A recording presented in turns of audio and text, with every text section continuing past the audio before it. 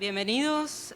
Tengo el honor de presentar a un destacado editor brasileño, Gécio Gutierrez.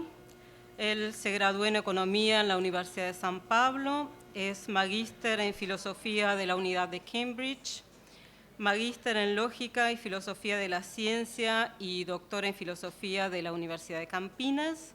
Desde 2001 a 2015 ejerció como editor ejecutivo de la Fundación Editora Unesp, donde actualmente se desempeña como director presidente. Y hoy se va a referir a el editor como constructor. Gracias. Seja bem-vindo. Gracias. Buenas tardes a todos y muchas gracias a los organizadores, en particular a Marcela y Patricia. Yo tengo primeramente de hablar una cosa muy importante, no hablo español. Solicito a todos ustedes que tengan un poco de misericordia de mí y caridad epistemológica. Muy bien.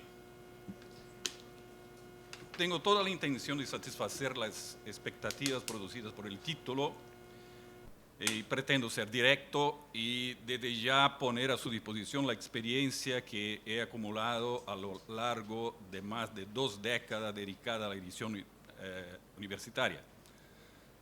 No teman, trataré hasta donde sea posible de no teorizar.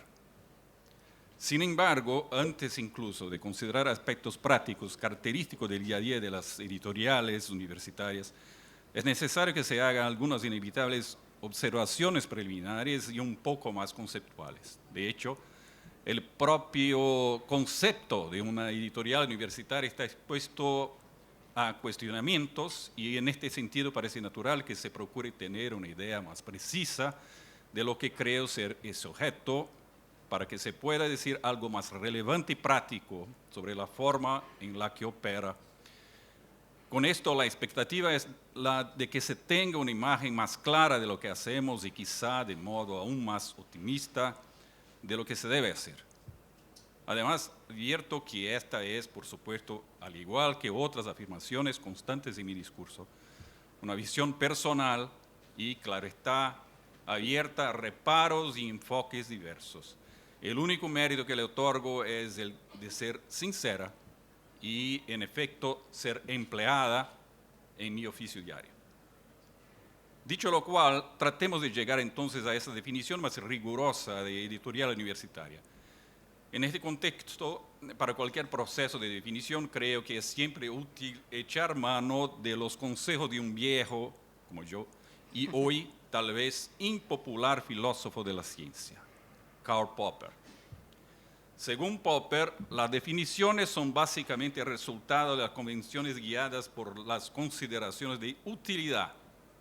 No hay, por lo tanto, verdades profundas o esenciales en el proceso de definición de un objeto, o de manera más específica de una asignatura o actividad, ya sean física, química, clubes náuticos y editoriales universitarios.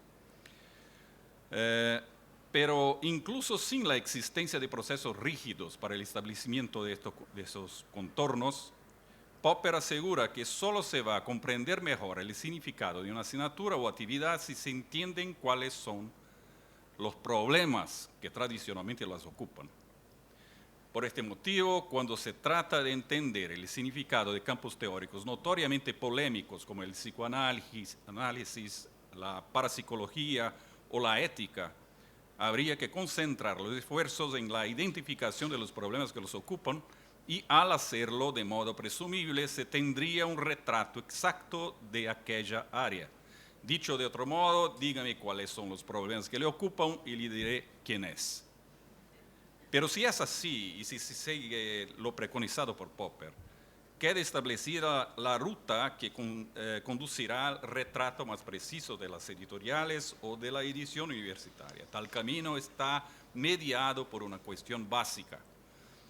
¿Cuáles son los objetivos que orientan a una editorial universitaria? O de manera alternativa, ¿cuáles serían los problemas que las editoriales universitarias per se tratan de superar?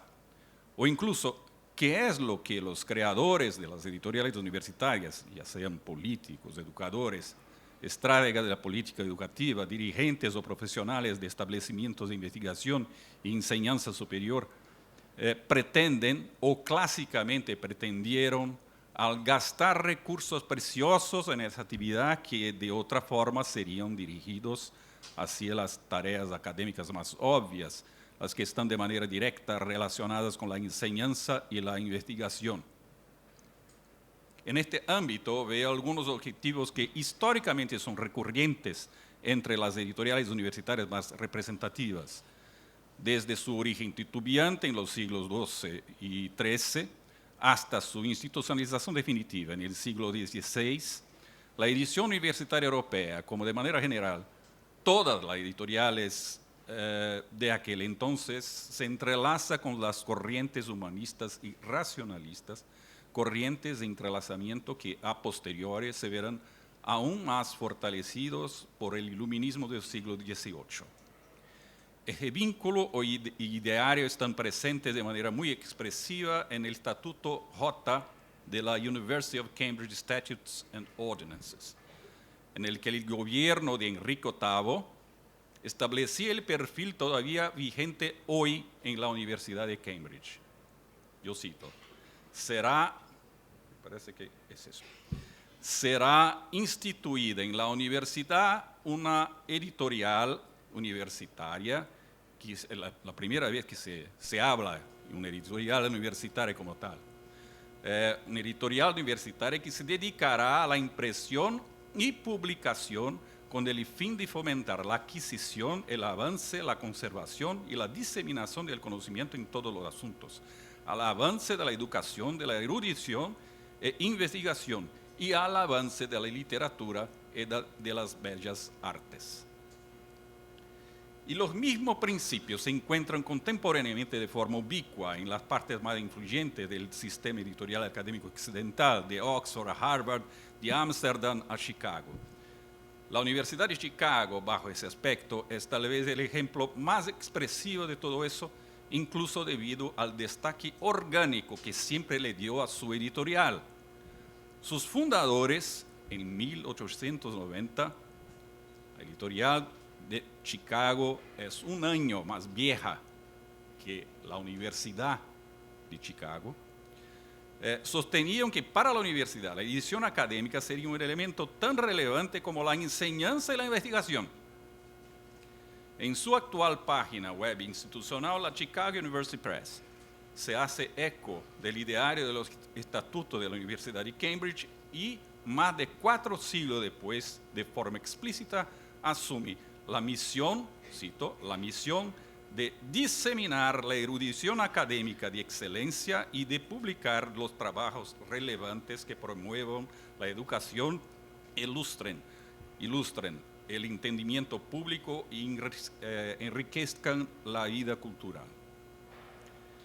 Estos ejemplos limitados permiten que se identifiquen algunos de los objetivos generales que, a mi modo de ver, son perseguidos de manera insistente por los editores universitarios y que se pueden, de una forma un tanto impresionista, condensar bajo 2 rótulos. 1, calidad. 2, diseminación. En el primer caso, se nota la preocupación reiterada en todos los programas editoriales de peso de que se vehiculen contenido de excelencia, títulos que perfeccionen el nivel de debate, que doten al investigador o practicante de una especialidad en el desempeño de su actividad, proporcionando instrumentos críticos que estimulen el avance de la ciencia y, de manera general, el conocimiento discursivo en la mejor tradición racionalista y científica de Occidente. Empero, la calidad por sí sola no es suficiente. Una típica tarea, y todo lo que hablamos acá, siempre concentrar en la calidad, y yo soy un defensor de la calidad, pero no es suficiente. Una típica tarea editorial es indiscriminadamente evitar el privilegio de grupos específicos de volcarse de manera general en la sociedad que alberga la universidad y su editorial. Una editorial universitaria no se juzga endógena ni necesariamente anhela apenas el perfeccionamiento de su comunidad de iguales. Por último, una editorial universitaria, conforme sus potencialidades y medios, pretende difundir al máximo los contenidos que publica y hacerlos accesibles y conocidos para todos los potenciales interesados. Este principio orientador hace que el director académico se aleje de la fascinación común del misántropo editorial, figura más frecuente de lo que se supone. Alguien que de manera consciente publica libros que sabe de antemano que no serán distribuidos ni leídos. De todas, esta es probablemente la tara más incomprensible del rico espectro de perversiones humanas y aquella que más nos aleja de la concepción de los ideales más valorados para la comunicación académica y científica.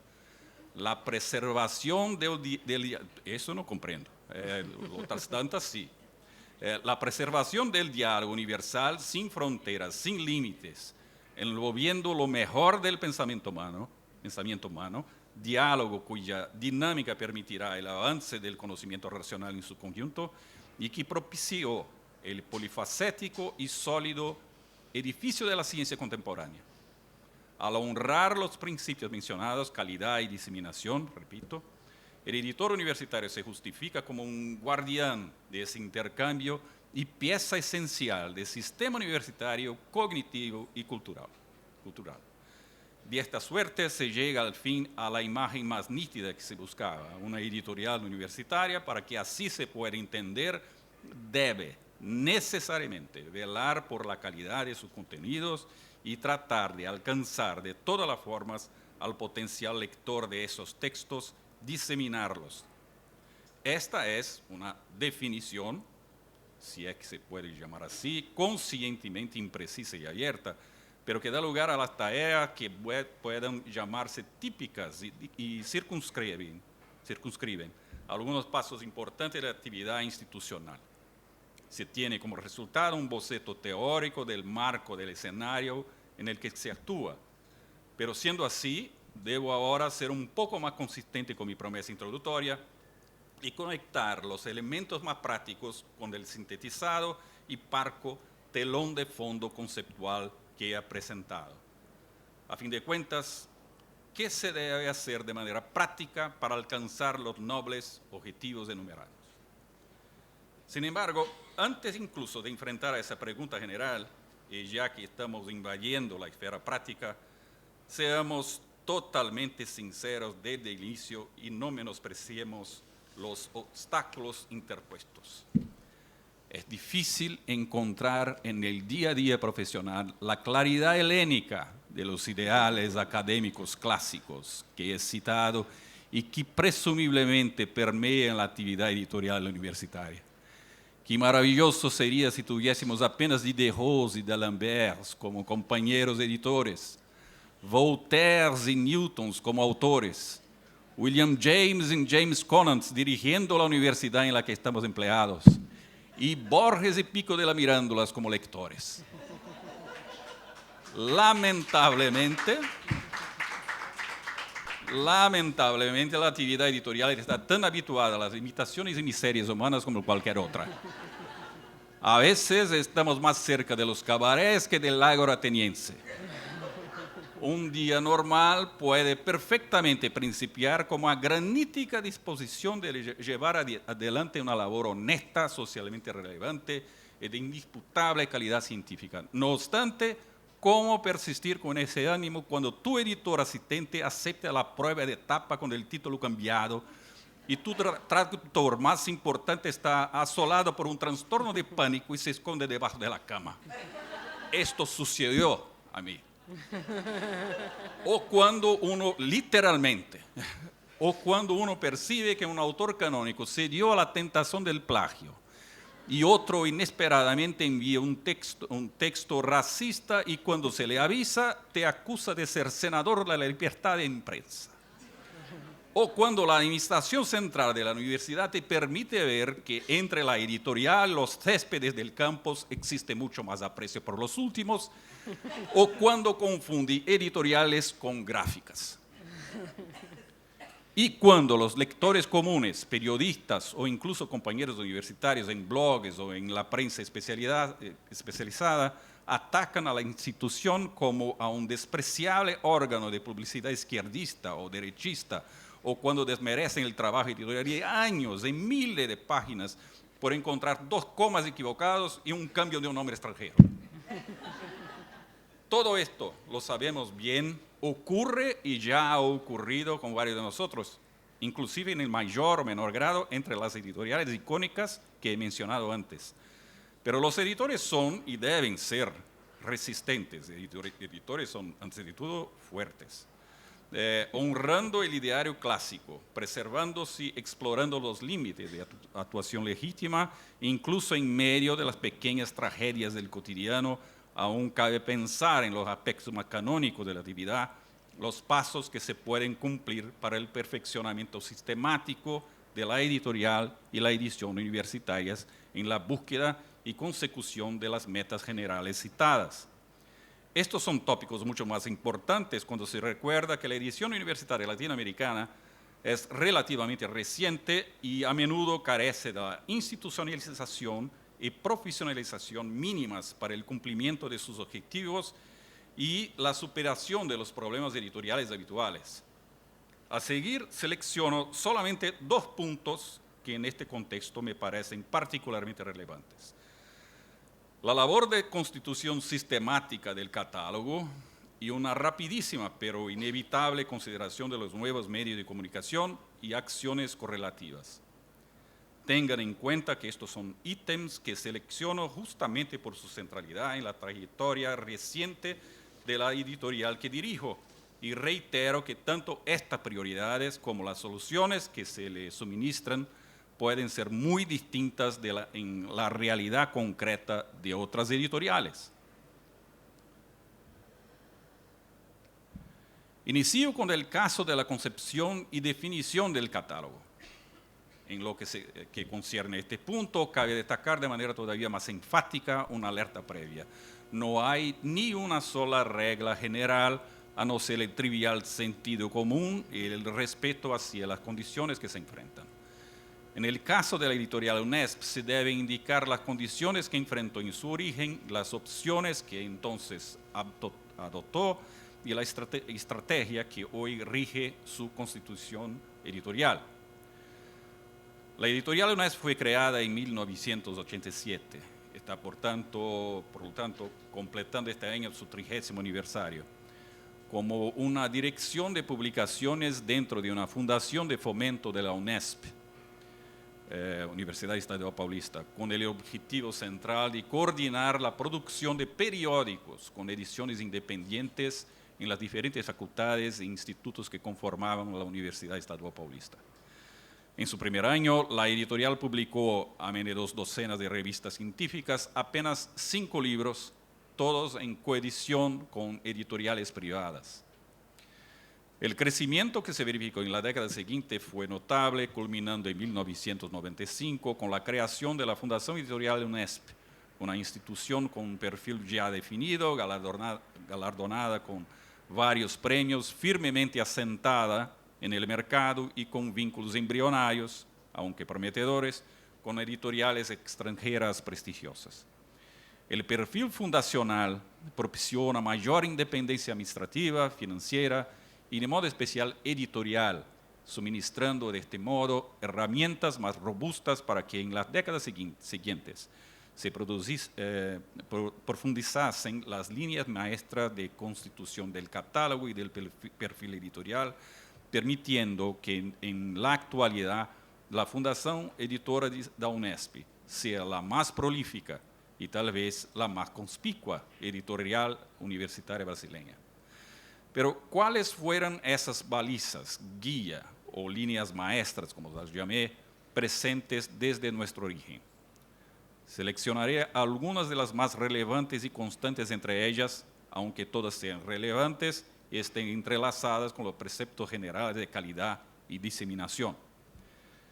En primer lugar, menciono la búsqueda de la horizontalidad, entendida aquí como la receptividad semi-universal de las áreas y autores de las más diversas extracciones.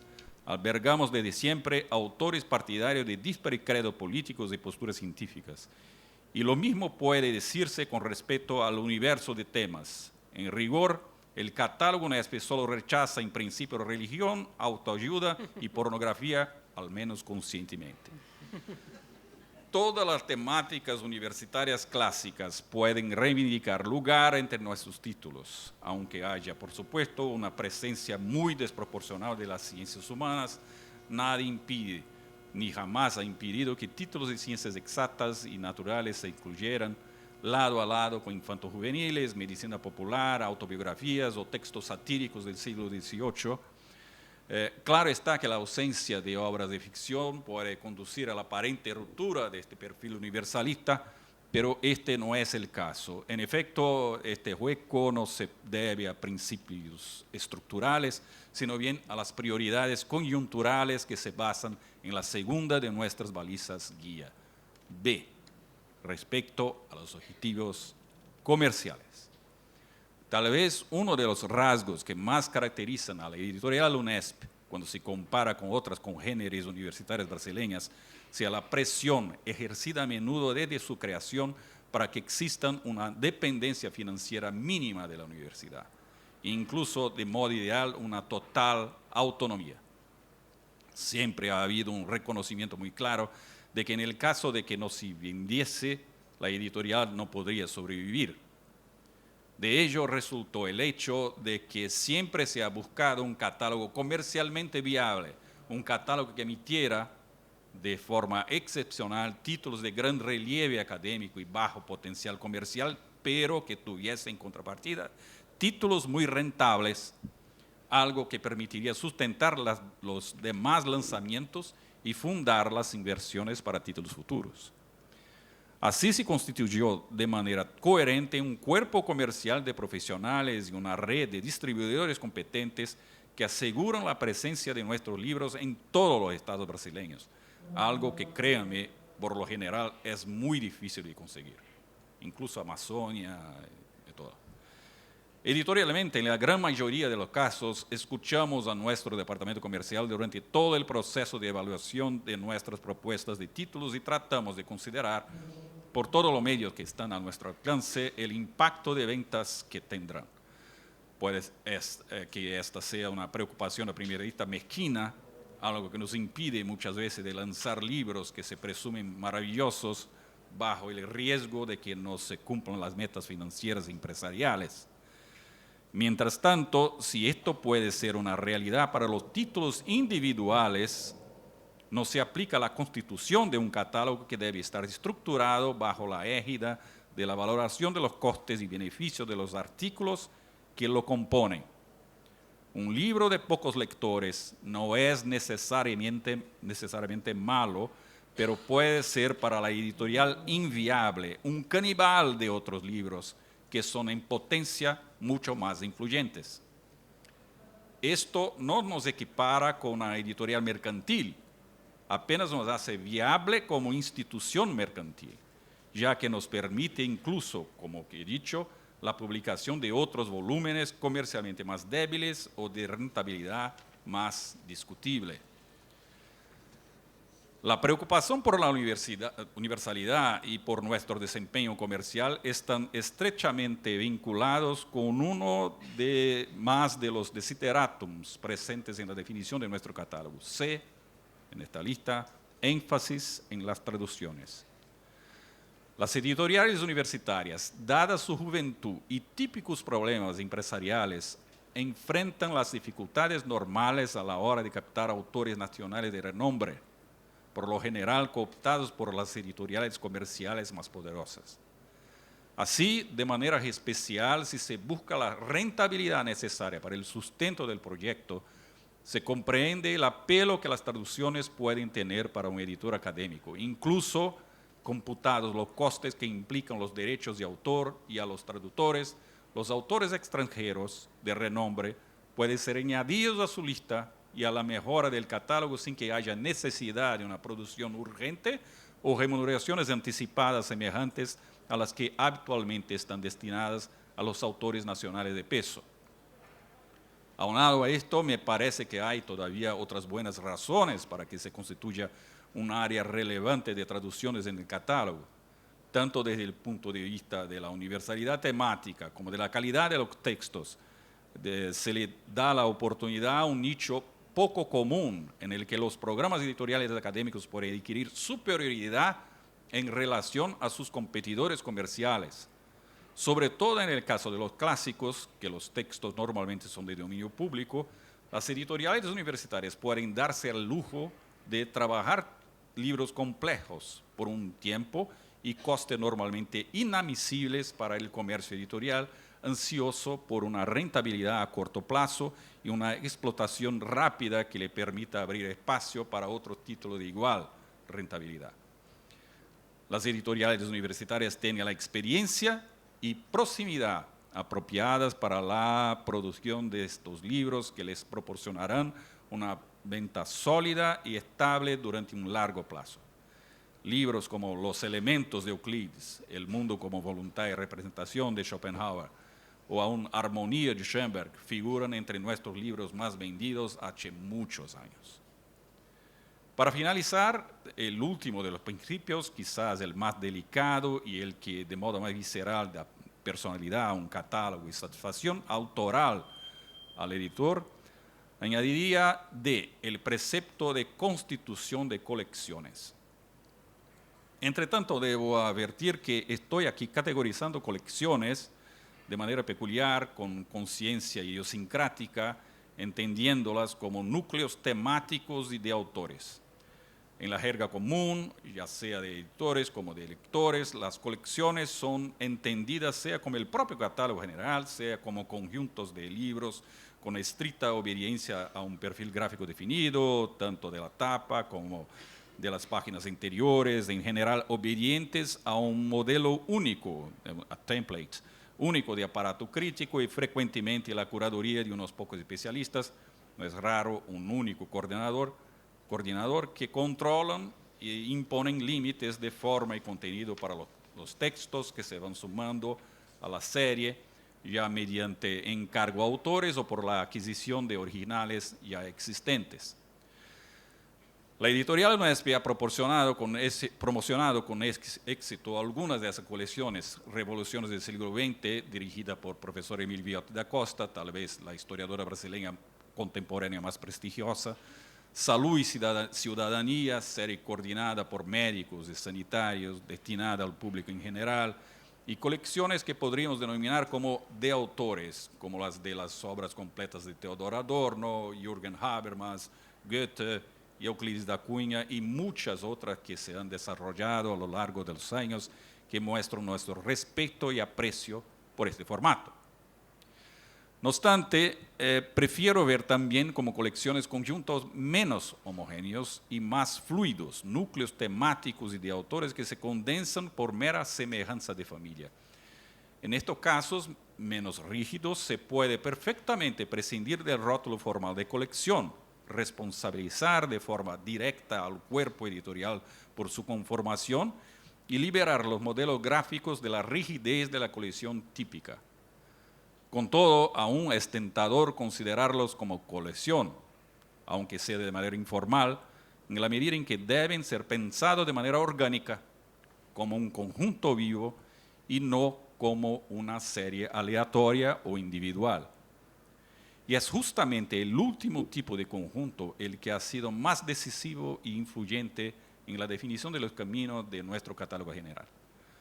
Hace poco menos de 15 años, llegamos a la conclusión de que las colecciones regulares imponen problemas significativos para la dinámica de construcción de catálogo. A medida que proliferan, ellas simplemente impiden que otras iniciativas surjan, ocupando un lugar cada vez más dominante en las directrices de las publicaciones. La editorial UNESP ha llegado hoy a producir más de 200 títulos por año, una marca razonable inclusive para las editoriales comerciales, lo que nos permite preservar la creatividad necesaria para un catálogo vivo. Pero incluso en estas circunstancias se debe tener cuidado para que no se congele nuestro potencial con la creación indiscriminada de colecciones ortodoxas, algo que a mi modo de ver implica que el editor esté constituido por el catálogo y no el contrario. No obstante, no es solo por la exclusión de otras colecciones que las colecciones tradicionales cercenan la autonomía editorial. Ellas también, por sus características internas, gráficas o programáticas, muchas veces impiden la inclusión de títulos que de otra manera encajarían perfectamente en el nicho en el que participan. Agrego un ejemplo más para aclarar este punto.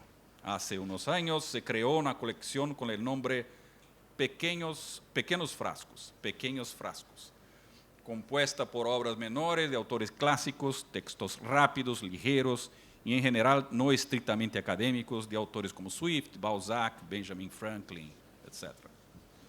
Conforme crecía la colección, se verificó un crecimiento proporcional de los títulos que estábamos obligados a excluir, no porque no tuviesen un contenido interesante o adecuado al espíritu de la colección, sino apenas porque no eran lo suficientemente pequeños. Nada que no pueda ser subsanado mediante la inclusión de una colección más, grandes frascos tal vez. Pero esto solo incrementaría nuestros inconvenientes estructurales futuros. Por estas razones, como mencioné, hoy en día privilegiamos la constitución de núcleos temáticos y de autores y no colecciones tradicionales. Pero ¿cómo se constituyen estas áreas editoriales más informes y libres?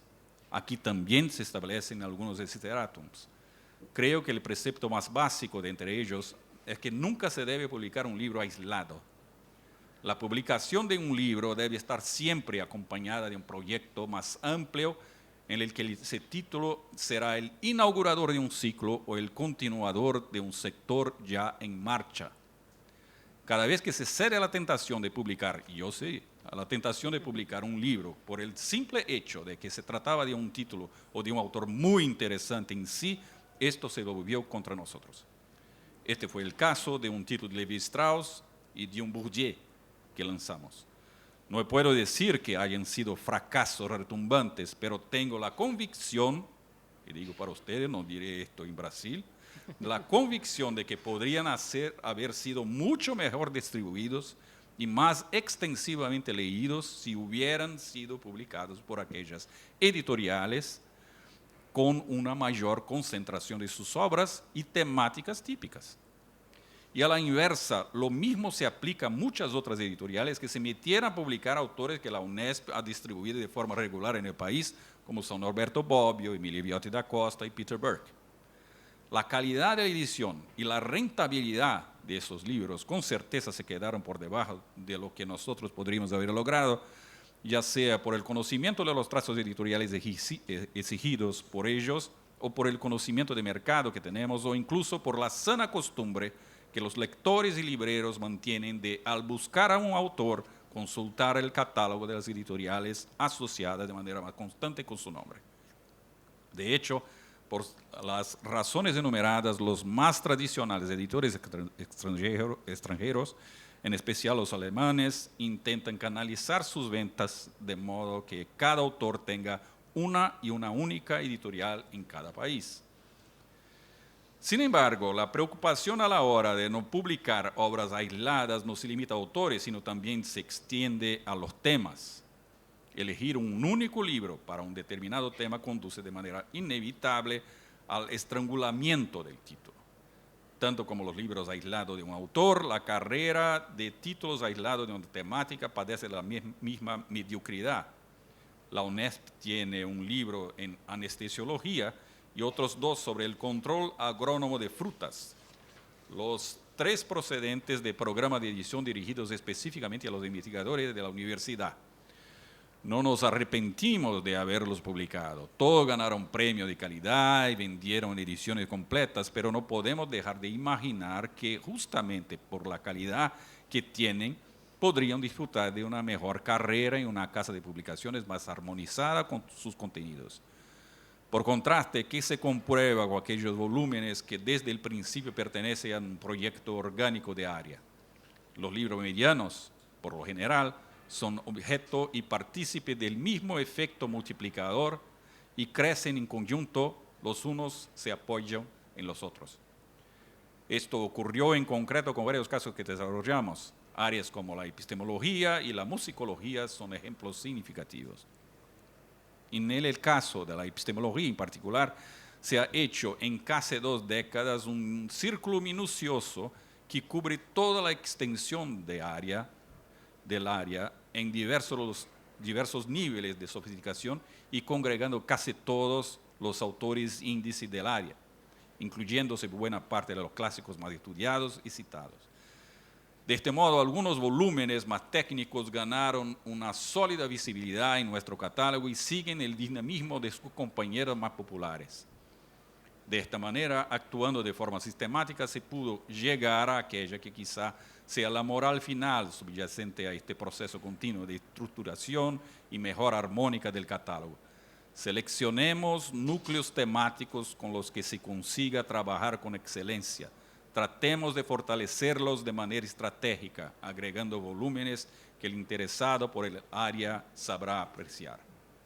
Con la constancia y competencia necesarias, después de algunos años, el catálogo en su conjunto gana personalidad e instaura barreras que hacen que sea difícil la entrada de competidores de peso.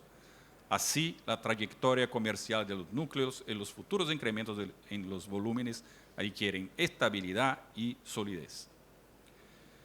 He observado anteriormente a estas, es decir, la horizontalidad, el énfasis en las traducciones, el respeto hacia los objetivos comerciales y la constitución de colecciones. Apenas algunas de las balizas que deberían acompañar al editor en la tarea de estructuración del catálogo. Varias otras en la práctica pueden ser circunstancialmente pertinentes y muchas veces inesperadas. Esto se ha confirmado una vez más en el Brasil reciente, donde diversas editoriales están cerrando, abriendo un flanco para la adquisición de libros, inauguración de áreas que de otro modo no tendríamos estímulo para promover. Este y otros movimientos de un mercado en extremo volátil constituyen un medio ambiente favorable a las acciones imprevistas a corto plazo, incluyéndose ahí cambios de rumbo de catálogo y colecciones. Por eso, cualquier panel de acciones constitutivas del catálogo no puede ser exhaustivo y será apenas indicativo, recordándose, como siempre, que cada editorial debe encontrar las alternativas y caminos que mejor se adapten a sus condiciones de funcionamiento, condiciones materiales de funcionamiento. Pero incluso admitiendo que no se pueden establecer algoritmos universales y definitivos para la definición de los catálogos, cualquier consideración más detallada sobre la estructuración de los programas editoriales no puede prescindir de una palabra sobre los contenidos digitales.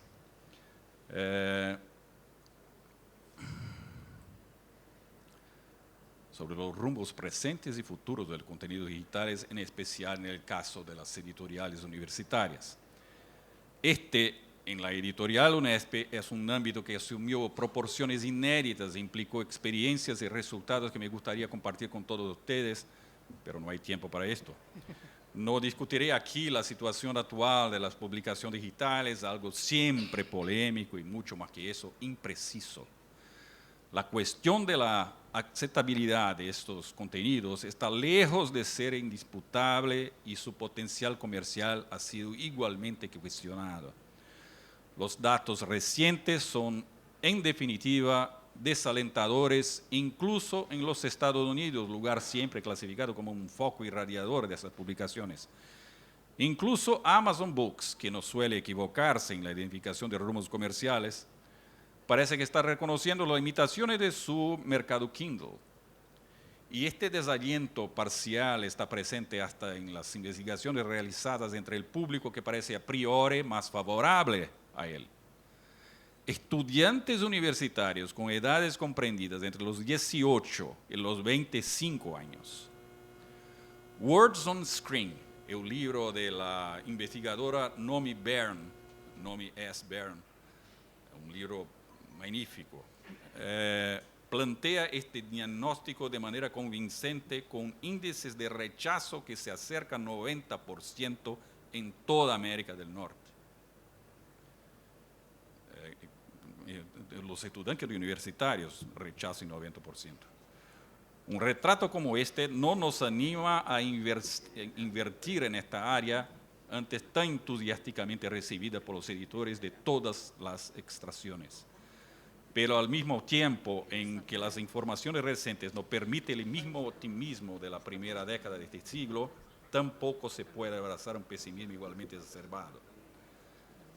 Tal vez los estudiantes prefieren la plataforma papel, pero persiste el hecho de que en el mercado más pujante del mundo, los Estados Unidos, el libro digital ha alcanzado marcas de más del 20% de los ingresos totales, un nivel que jamás retrocederá.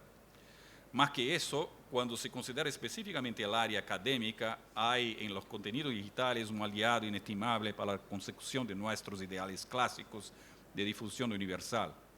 Un libro digital, tan pronto como sea publicado, puede ser distribuido de inmediato en todo el mundo.